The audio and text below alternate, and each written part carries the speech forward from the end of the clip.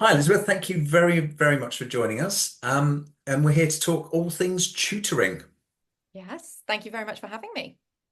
Right, I'm going to get straight into it because half an hour is going to fly by. So, is there, or when is the best time to start thinking about support in terms of a tutor, if you're a I parent of a think, teen who may be struggling? yeah, um, there are sort of different markers for different needs, I think. So, if you are working to a particular exam, for example, GCSEs or A levels, my recommendation would be that you start that tutoring journey probably 18 months out from the actual exam, no less than 18 months. So, um, and the reason for 18 months being the sort of magic number in my mind is that you kind of don't know. It's sort of like opening something you find at the beach or something. You don't really know what's going to be inside it until you open it up. So, and what I mean by that is every student will have had a very different academic journey thus far, getting them to year 9 or year 10. So until you actually kind of do the x-ray, open it up and see what you're working with, you don't really know how much content there is to plug, and also maybe necessarily the school's sort of estimations of where the student's at hopefully is in line with what you're finding as a tutor, but sometimes it can be quite wildly different. So I think the reason I'd say 18 months is that you need to give yourself a year of finding, filling, and plugging gaps in, to be honest, a whole academic career up until this point, especially after things like COVID, because that the COVID slide was really detrimental for certain students. Mm, And then after absolutely. that point, you've got sort of like 3 to 4 months solid exam technique practice, which should be happening really by the January of that year. So that's mocks in that sort of territory there. And then you've got that final month push. And overall, that's going to come in around about the 18-month mark. So for really good results from tutoring, I would recommend throwing that dart 18 months out from the first exam. Okay, so I mean, obviously we've got lots of we might have some year nines listening, Mm. year nine parents, and definitely lots of year tens and elevens. So for the year 11 parents sitting there thinking, well, we don't have 18 months, but there is a kind of clear gaps in knowledge, and the results are the predicted grades are busy coming out at the moment. There's lots of parent teacher evenings going on at the moment. Is it too late at this stage? No, definitely not. And I think if you have armed yourself or if you are equipped with information like um, quite specific school reports, quite detailed feedback from parents' evening with lists of this is really where they need to kind of improve and target their knowledge, then if you've got that information, you're in a much better place to have effective tutoring because you can equip your tutor with that. And it means that they're sort of not going in the dark, going, where are the holes? Yeah, Because you've kind of highlighted those with a flashlight already. yeah. So yes, I don't think it's too late. Um, an That's a good experience. point, though, in terms of Mm, the what's missing, and the teachers will be very clear about mm, which particular topic on which particular paper was weak, and mm. that's, as you say, the spotlight. That's quite an important bit of information to bring to the tutor. Yeah, it is because also at the end of the day, it varies from, of course, student to student, but teenagers are often not the most eloquent, particularly with their parents. So if the general feedback is maths is hard, I'm finding it difficult. And even as a tutor, you can ask the question, what is it particularly that you're struggling with? The answer might be everything. It's all kind of hard. So it can be difficult pulling out the particular threads of, okay, it's that topic or it's that particular method or that exam, that element of the exam that is kind of the Achilles heel. So I guess my recommendation to parents would be if you sense that there's some weaknesses or that there's some insecurities from your son or your daughter, then I would say really try and get as specific and precise information from their school teacher as possible, Yeah. particularly Okay. if you are working with less than a year of tutoring time to play with, because you want your time and your money to be effectively used. Yeah. Okay. Um, when I left teaching, which is 5, 6 years, the day of COVID, basically, um, Mm, tutoring to me was something where a tutor would come around the house and would sit with your child, and they'd go through and they'd spend an hour, and then you do the same again the week after. I don't know, or it probably was, but I wasn't aware of it. I didn't know that online tutoring existed. You know, is there a downside to online tutoring compared to in person, or is it an advantage? Do you know what? I think pre-pandemic, I would have I would have had some maybe hesitation or doubts. I personally have been teaching online pre-pandemic, so I was on Skype back in the days of do. So I've been on teaching online for a very long time, and I've noticed that the technology and the software that facilitates lessons has really improved. And in combination with that, the tech savviness of the students has also massively improved. So I actually think now we've got a pretty perfect match of great online devices and platforms and everything from sort of really brilliant YouTube content that's made by teachers and that's available out there for free. Some great websites that are particular for GCSE and A-level revision, and then also things like AI that are actually incredibly useful and can be used very effectively in sort of the educational sphere. So I would say now I really honestly and truly don't think there's anything that can't be achieved online that you would achieve in person. Hmm. So I think and also it's just so much more convenient because you're not driving your son or daughter somewhere, you're not waiting in the car for an hour, you haven't got the faff. You're literally Hmm. logging on, they do their hour or however long it is. All of their notes are probably stored somewhere on a cloud or a shared folder, which means great for revision resources, everything's there. And then they're done. Hmm. So no, I think it's brilliant. Another issue is that I see lots of, because people know what we do, friends and family and what have you, and they'll always reach out and say, "Oh, do you know a good tutor in Peterborough, which is Mm, where we're based?" mm. And the answer generally is no. But I know, in the online space, you have a huge range of expertise to reach out to, rather than somebody who has to live within the 5 to 10 miles. Otherwise, it's just not worth their time of, jumping in the car to come to you or vice versa, whatever the Mm. situation is. So, yeah, I think it opens up a whole world of possibilities in terms of the expertise available for tutoring, which is, I Yeah. guess, where you come in.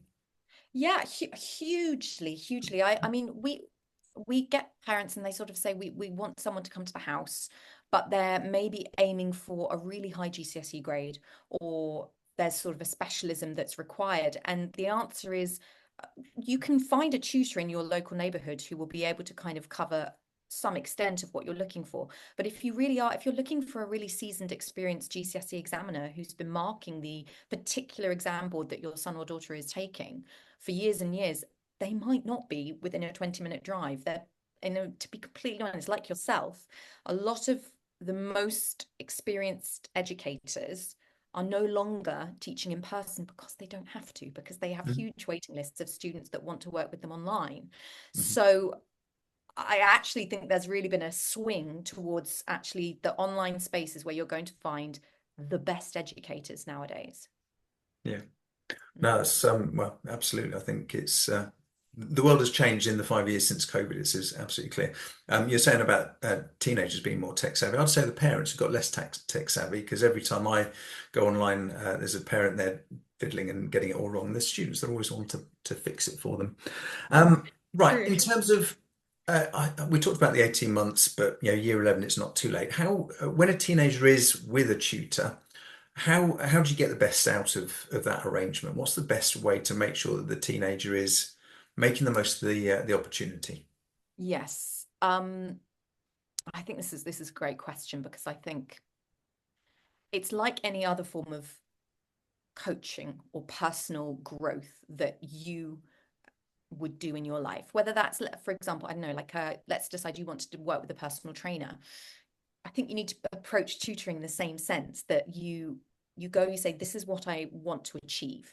And I think break that down into half-termly goals. Obviously, you've got your overall super objective, which Hmm. you have to have. So for example, it's maybe I want to get the 8 at GCSE in this particular subject. But in order to effectively work with the tutor, you all have to be singing from the same hymn sheet. That means the tutor, the student, and the parent. So I think setting half-termly goals is really helpful. Hmm. It gives an accountability to the student, to the tutor, And it helps the parent keep eyes on progress. So it's not just they're doing well. It's actually, okay, well, the thing we wanted to work on was maybe their particular knowledge of, I don't know, the periodic table. How is that specifically coming on? How are they progressing? So I think that's one thing. Set really specific goals. And then, as with any other this sort of thing like personal training, as the student improves in their strength and their skill in that area, your eyes will naturally want to progress to where's the next weakness. So I think having a dialogue, consistent dialogue, not just waiting until the end of the half term, so that Mm. there's a sense of, okay, where's the next priority? Where's the next target? Because if we work that muscle and it's stronger now, then we need to put our attention somewhere else. So I would encourage parents to be really quite communicative with the tutor. We always give a monthly progress report, which covers what's been taught in each lesson, how the student engaged, if there were any particular problems, any weaknesses, equally any great results or homework performance. So I think that's the second thing. Pivot in real time in terms of the focus so that tutorials really are effective. And I do think homework. I know students will Said the go, H oh, word. I know, but we do see better results from students that do a little bit of homework often. Um, an hour a week or 90 minutes a week of tutorial time is great, but for the best results, you really want to extend that beyond the limits of the parameter of the actual tutorial time. So you want to give it a day or two, let the kind of knowledge percolate through, and then test, do the homework, do the exercise, do the worksheet, and crucially send it back to your tutor in good time before the next lesson. So that would be my other tip for effective tutoring is if they've done homework or if there's a particular topic that they want to work on next lesson, give your tutor at least 24 hours notice, because chances are they're also teaching in a busy school environment. If you send it an hour before the tutorial time, they may not have a chance to look at it. If you send it at least 24 hours in advance, then they're going to review it, they're going to make their notes, they're going to be really proactive and productive with the next Mm. lesson. So So those within, would be my sorry, tips. Mm. yeah. So within homework, would you class that as revision as well? Sometimes they're actually been asked to revise a particular subject rather than just work on their skills base for that particular topic. Yeah, I think revision comes into that category as well. Um, and it might be sort of the tutor might say, okay, next lesson we're going to look at XYZ. I need you to remind yourself, you've got to refresh yourself before the lesson because I'm going to start with a pop quiz, and that will give me a good indicator of where your knowledge is at with that topic. Yeah. Okay. Fabulous. Now, how do parents identify a good tutor? I mean, it's a bear pit. There's millions of them. Well, not millions. There's a lot of Yes. them. You need to Yes. find the best one available for your child. How do you go about that? Yes. I do think recommendations, there's merit in having a recommendation. I don't have any marketing spend whatsoever. So all of our families work with us through an organic process of referrals and recommendations, which is great and a huge compliment. Um, it's good to know if somebody else has had a positive outcome. If you are not working off a recommendation, I do think it can be quite overwhelming because the online tutoring space in particular is really oversaturated now, and there are lots and lots Mm. of people who claim to be the best tutor, the best whatever. Um, so in that case, if you're going into it slightly blind, I would say first and foremost, look for the qualifications. We have a 3-tier system in whereby the first 2 tiers, tier 1 and tier 2, are all qualified teachers. In fact, tier 1 are also official examiners, which is incredibly useful, particularly when you get into kind of exam season for technique improvements, tips, tricks, inside perspective. But the top 2 tiers are all qualified teachers. So if that matters to you, check their certification. Our tier 3 are not qualified teachers. They hold a degree in the respective relevant subject. So that would be the first thing, qualifications. Second thing, experience. Ask for testimonials. If you aren't working off of a recommendation, ask the tutor, can you provide me with testimonials? Can you give me the phone number or email address of somebody I can actually ask to vouch for you? Because you want to know you're getting someone good who can really do the job, because you only have 1 year. Fingers crossed you want to get it right this time round. What else? A tutor that can personalize the learning experience, I think, is desirable. So if you do that initial trial lesson or a handful of sessions, does it feel like the tutor is adapting the knowledge and the learning style to the particular individual student? Because that, of course, makes a difference. Some of us are kinesthetic, some of us are oral learners, some of us are very much a visual learner. So that matters. And then my last thing would be good vibes. Do you get a good energy from the tutor? And when your son or daughter comes out of their tutorial time, do they seem in a better mood or a worse mood? Of course, that might be to do with something else. But in general, does it feel like there's a buoyancy coming out of the tutorial time, or does it feel like there's a sort of a reluctance, maybe a Mm. negativity? I mean, that kind of brings to a question I thought of about with tutoring. Is it sometimes the case where the teen feels like it's been done to them? They are being made to have a tutor. And if that is the case, does it impact on the results essentially? Yes. In terms of buy-in from the student, I guess is what I'm asking. Yes, yeah, we do. Yes, you do see that. And as a tutor, you can kind of pick that up quite quickly if there's a resentment or a reluctance to, "Oh, I have to have this lesson." Um, of course, if the attitude of the student is not, if they're not on board, as you say, if they're not buying in, the results and the improvement and the progress, of course, are going to be diminished, because that's the way it works with everything, isn't it? I think it's important for parents to frame the tutoring experience as, this is a boon for you. This is not a burden. We are not punishing you by giving you a tutor. We're actually really trying to support you. And another way I think of framing it for a teenager who thinks, "Oh, all I ever do is study," is an hour of tutorial time is arguably more effective than 3 self-studying. So if they buy in, if they lean in, and they really sort of, okay, I'm an hour, I'm really going to apply myself at this time, they're probably going to gain time back elsewhere in their week. So I think almost kind of trying to frame it I've in not that thought of that. That's context an might help. interesting way of putting it, and I totally agree because Yeah. being facilitated in your study by an experienced tutor is always going to be more effective than sitting there plodding at your desk. So yeah, Yeah. Yeah. So it's kind of time gained inversely. and If that works for teenagers all day long. Yeah. Another question about students with a special educational need disability. Mm. Do you see many students presenting with that? And is it difficult to find a tutor to support with, for example, dyslexia, or if they're somewhere on the autistic Mm. spectrum? Is that a Mm. barrier at all? It's definitely not a barrier, in the sense of, I think tutoring can be equally, if not more effective, if you have got a student who's got a special educational need. The majority of our team have got really great experience working with SEN students, because in the mainstream school environment, that's just a fact of life.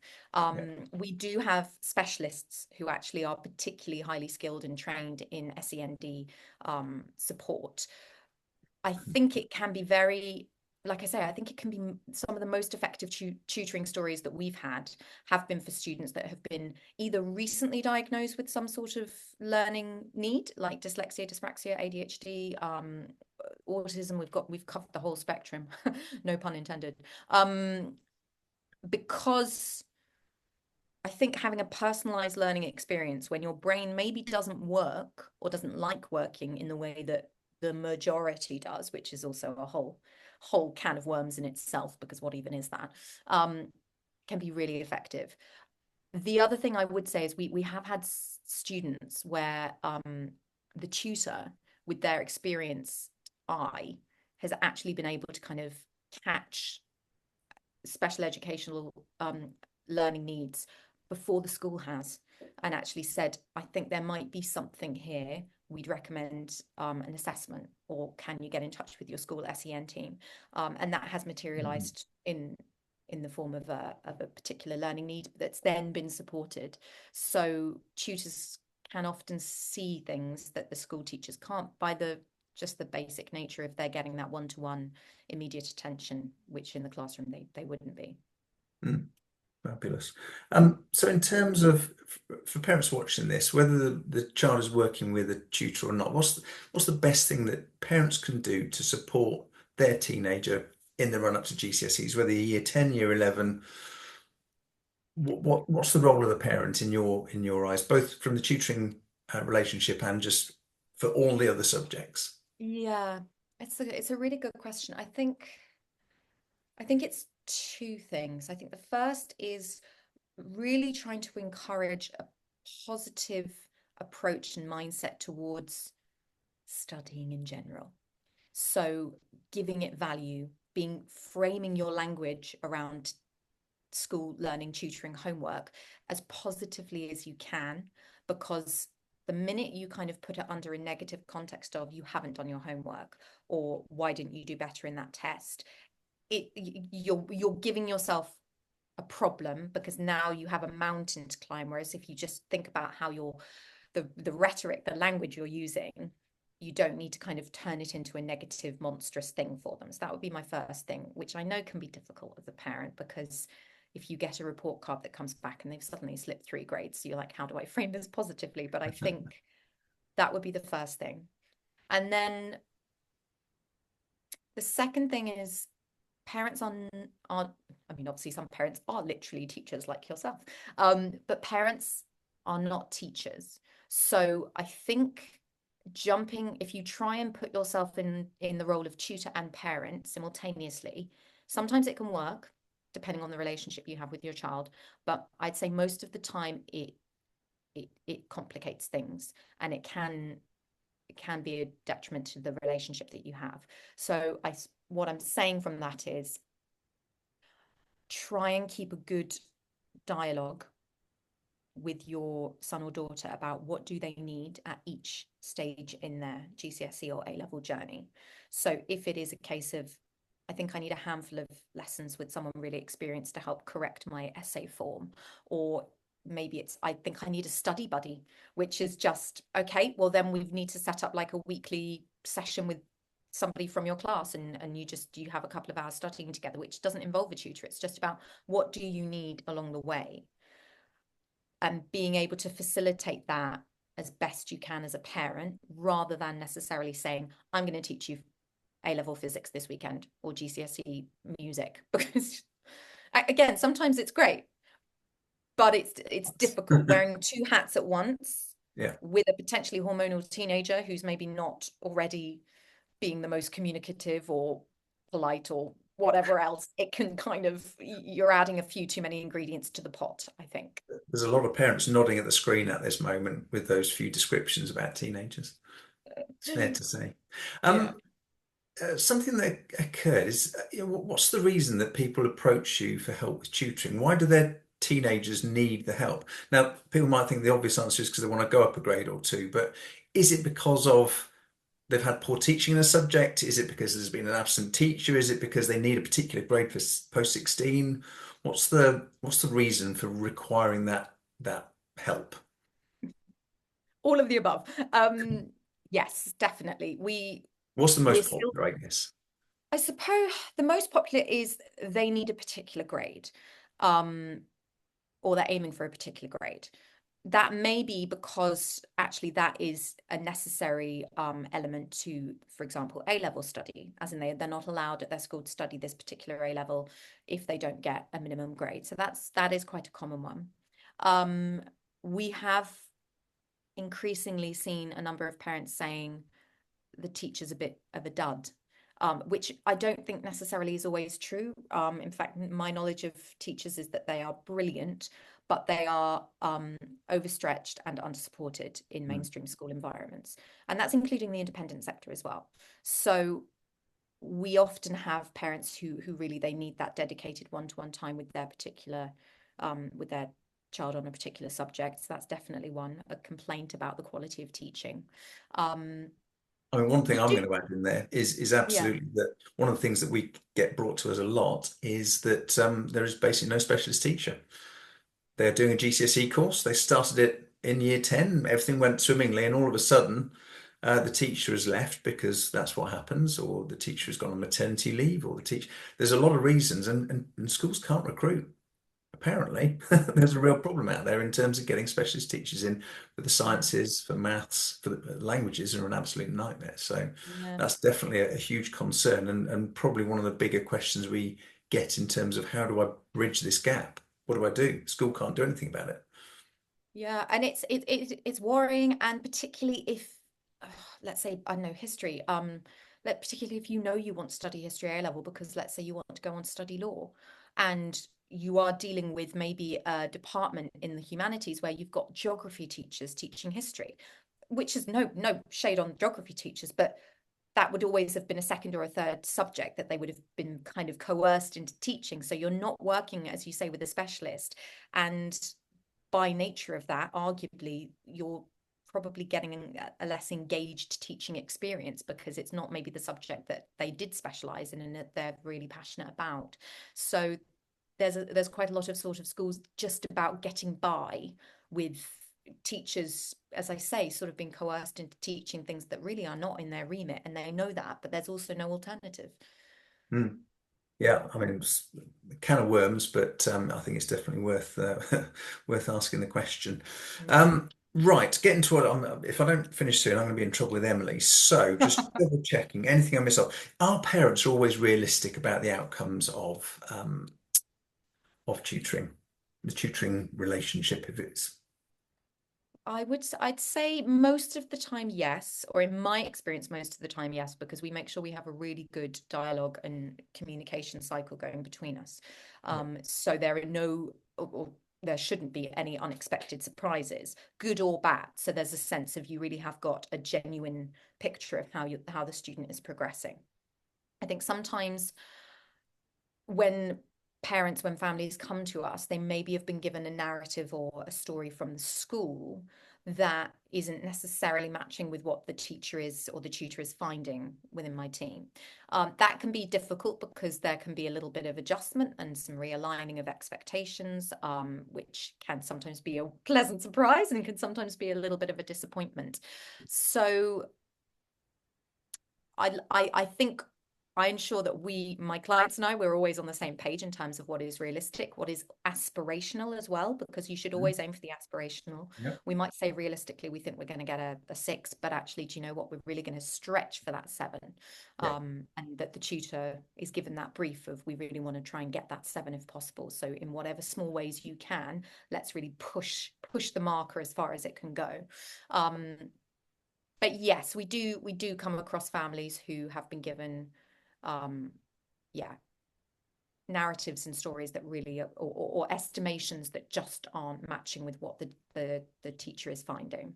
yeah. Okay.